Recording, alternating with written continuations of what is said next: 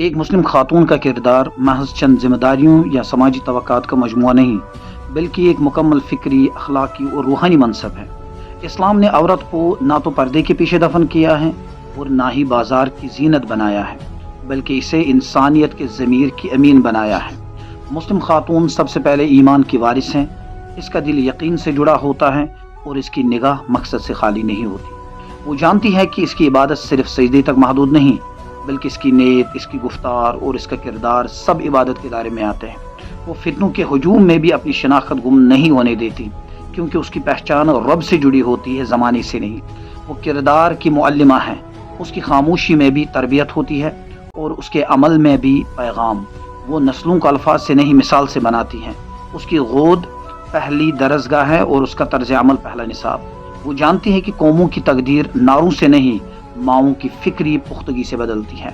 मुस्लिम खातून इफ़्फ़त की मुहाफ़िज़ है, मगर इफ़्फ़त उसके लिए खौफ का किला नहीं, बल्कि शऊर का इंतखाब है। वो पर्दा कमज़ोरी के एहसास से नहीं, वक़ार के यकीन से इख्तियार करती है।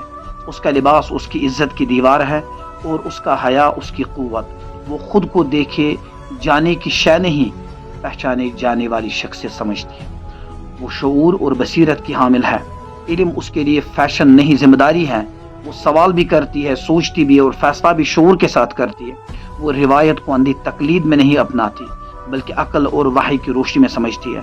उसका जहन जिंदा होता है और उसकी फिक्र बेदार। मुस्लिम खातून तवाज़ुन की अलामत है। वो घर को कैद खाना नहीं समझती और बाहर की दुनिया को माबूद नहीं बनाती। वो जानती है कि उसका असल मयार ये नहीं कि वो कहाँ है, बल्कि यह है कि वो जिस जगह है वहाँ हक के साथ खड़ी है या नहीं। वो रिश्तों को बोझ नहीं, अमानत समझती है। वो सब्र और इस्तिकामत का पैकर है। आजमाइश उसे तोड़ती नहीं, निखारती है। वो शिकवे में नहीं, दुआ में ताकत तलाश करती है। हालात के अंधेरे में भी वो उम्मीद का चिराग जलाए रखती है, क्योंकि वो जानती है कि अंधेरा कितना ही गहरा हो, रोशनी की एक किरण उसका मुकद्दर बदल सकती है।